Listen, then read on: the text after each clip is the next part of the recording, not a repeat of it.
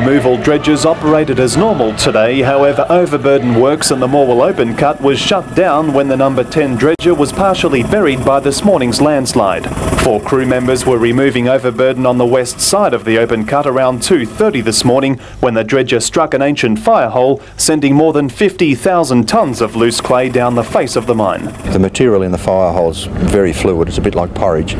10 units from as far away as Dandenong wasted no time in dousing the flames shortly after 1 o'clock this morning.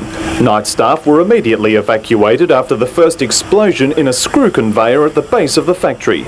The crews then doused high expansion foam into the factory in an operation which extended well into the morning. Fire crews found it difficult to locate the flare-ups in the factory. It's a regular occurrence in the power stations, but it's dealt with very quickly. Telecom linesmen were trying to install a power pole in Alameen Street when an auger struck the underground pipe. The fire broke out shortly after 8:30 this morning when Telecom crews drilled a hole through a gas main. CFA crews doused the flames with thousands of litres of water to prevent it from spreading to a nearby house. While the gas is burning, we know where it's going, so there's no problems with explosions or that type of thing. And the only other consideration was the fence and the truck that were also involved in fire. A Telecom linesman was lucky to walk away unharmed. The man was working on the old power pole in this cherry picker, which was engulfed in flames in seconds. Linesmen say the fiberglass bucket began to melt, forcing the man to leap 4 metres to safety. Could have been burnt, actually, I suppose. Only for him jumping, he probably would have, you know. When the men failed to return to their cars by nightfall, a friend alerted police. Police were about to begin a huge search when a Vic TV news crew spotted them just before 11 a.m, about 4 kilometres north of the Kawa Weir. The Skywatch helicopter transported the men to the weir where they were met by police. Although the men were experienced kayakers, police say their lack of clothing and harsh weather conditions were of concern. Mr Harrington says it's the first time anywhere in Australia a hotel has been threatened over the review. We might get the odd letter to the newspaper from pressure groups and things like that, but we've never had a gig cancelled because of religious pressure, no.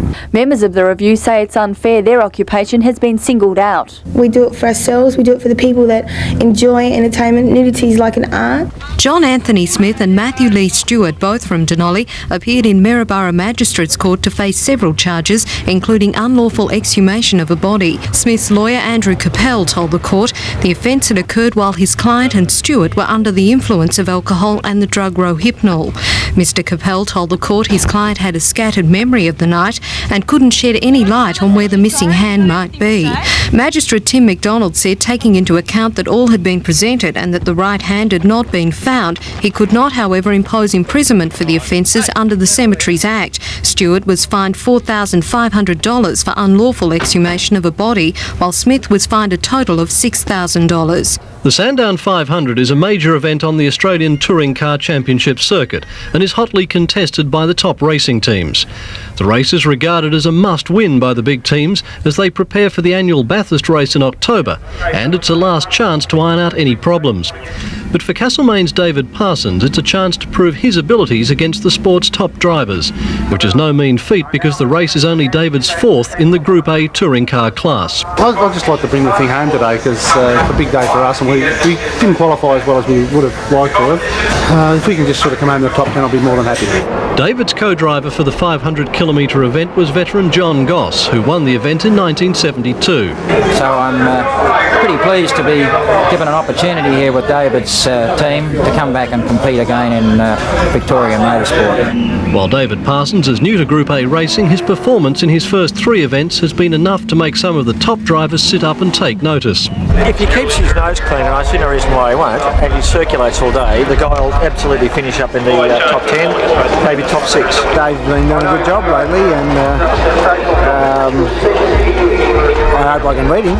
Despite reaching the top 10, a brake failure ended David's chances, and his next target is the big race over the mountain at Bathurst. Paul Bird, Win News.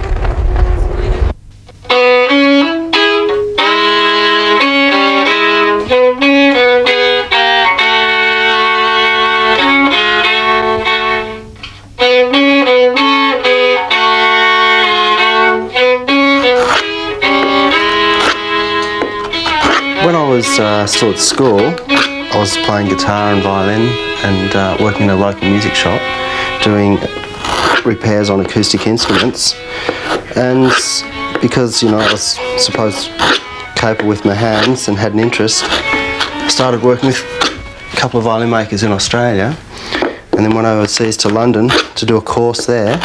It takes Paul up to 4 weeks to make a violin, and because each instrument is handmade, they have a unique appearance and sound. Although violins are made for a select market here and overseas, Paul says he is always busy making new instruments and repairing others.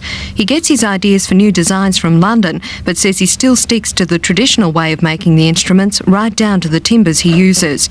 The timbers I use are the traditional timbers, which are maple and spruce. I don't use those exclusively. I work with Australian timbers as well. Just finished this instrument out of Blackwood and King William pine. Shelley Markham, Win Local News. Living and working in Colac and the Otways is all about hard work. There are board meetings. Plenty of board meetings. And paperwork to complete. You can reach the top of the tree. However, be prepared to work weekends. It's dirty work, but somebody has to do it. Colac and the Otways. More than you imagine.